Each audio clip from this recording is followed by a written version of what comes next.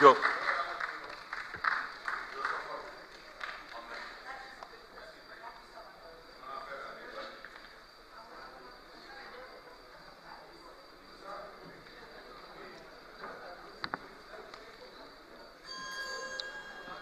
Bonsoir, Monsieur le Ministre. Bonsoir, Monsieur le Ministre. Ñu ngi leen di nuyu bu baax di leen exprimer sunu respect le plus absolu. C'est une fierté absolue d'être sénégalais. Je pense que ñun ñëpp yàlla sunu borom bu ñu doon laaj ku ci nekk fan nga bëgg a juddoo yaakaar naa ni xëy na ku ci nekk di nga tànn sa dëkk bopp. Peut-être ñu fi daje tey xëy na bu ñu doon dalaaj tey ñëpp kenn du ci doon sénégalais ñu bari du ñu ci doon sénégalais. Le bon Dieu a choisi pour nous un pays. Donc sens boo ko mënti jëlee d'une manière ou d'une autre nous aimons ce pays-là. La preuve, chaque fois qu'à un niveau important ce pays-là est interpellé, tous les cœurs ont eu le même rythme de battement. Li koy firndeel muy Sénégal buy football ñëpp yéene nañ ko ndam ñëpp ci bokk yam.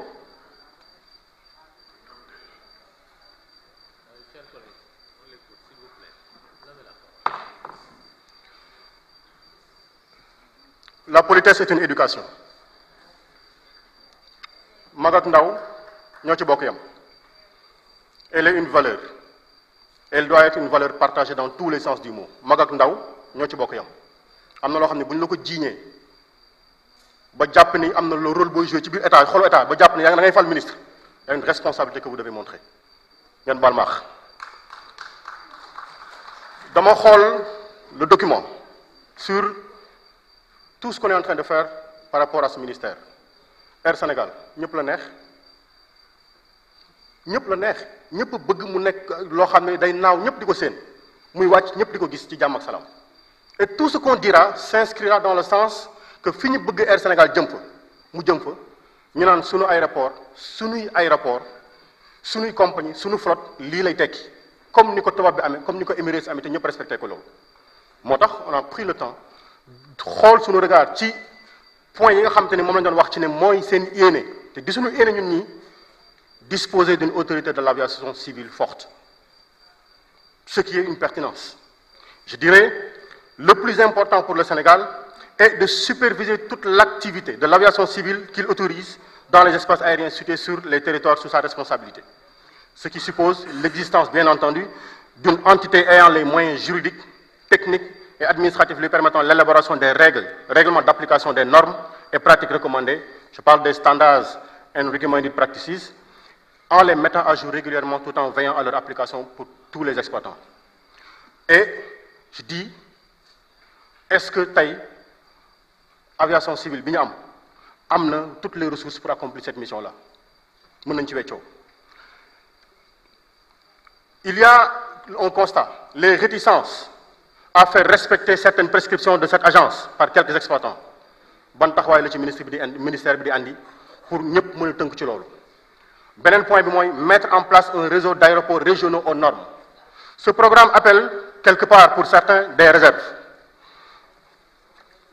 Parce que dañoo wax ni lorsque la piste est réalisée avec les caractéristiques permettant de recevoir des types donnés d'avions sur un aérodrome, tout ce qui est à réaliser en plus doit dépendre du trafic et de ses caractéristiques. Or, il est connu que les aérodromes régionaux, à l'exception des 4, Ziguinchor, Cap Skirring, Tambacounda et Saint-Louis, ne reçoivent quasiment pas beaucoup de trafic, lequel d'ailleurs ne permet pas de rentabiliser, ils le pensent, les investissements qui y sont réalisés. Dès lors, la question que je pose, qu'est-ce qu'on fait pour la rentabilisation des investissements qui seront réalisés sur ces aéroports et la prise en charge des dépenses d'exploitation et de maintenance? Comment générer un trafic, Monsieur le ministre, nouveau, permettant une fréquentation significative de ces plateformes? Qu'est-ce qui est envisagé à ce sujet-là? Beneen point bi ñu ne disposer d'un aéroport répondant aux normes internationales, un hub suivant li ñu xalaat mooy c'est souvent le projet d'une compagnie aérienne laquelle fait d'un aéroport un point de convergence et de divergence de ses vols, à l'exemple de Charles de Gaulle avec Air France, de Casablanca avec Royal Air Maroc. Et ils ont pensé que pour un État ou une ville, pour une région, il faut avoir un projet de réalisation d'une plateforme de correspondance, c'est-à-dire un aéroport fréquenté par un nombre important de compagnies aériennes. Et fondamentalement, ce qui peut entrer en contradiction avec le projet que nous avons. Réaliser un tel projet nécessite une position géographique privilégiée. Amul naatable ci AIBD, amul ci benn naatable. Des facilités de transit pour les passagers, les avions et le fret.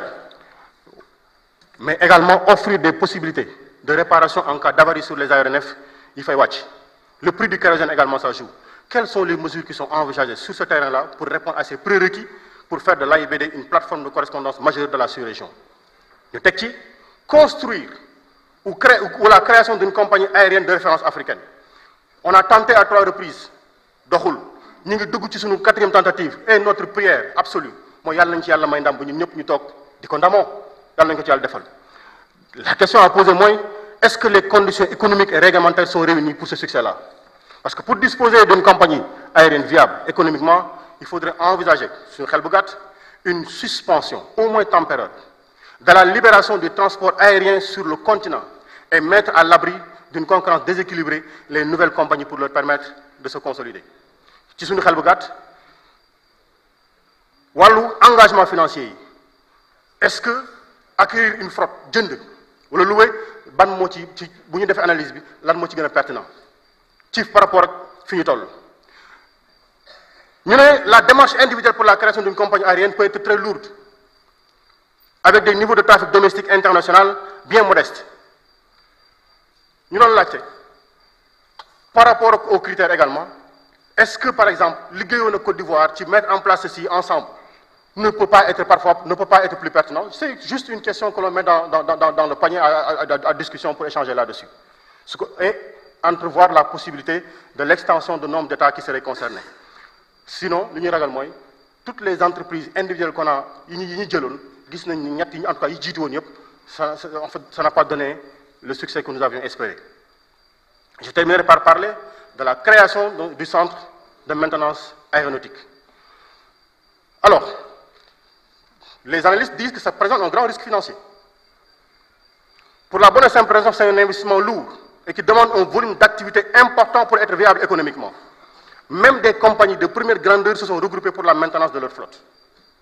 Ñu laajte est-ce qu'il n'est pas mieux pour qu'un tel projet puisse être envisagé dans le cadre d'une coopération, ñu def ko dans le cadre d'une coopération avec un grand constructeur d'avions qui accepte d'orienter ses aéronefs de sa production exploitée dans la sous-région vers ce centre aéronautique.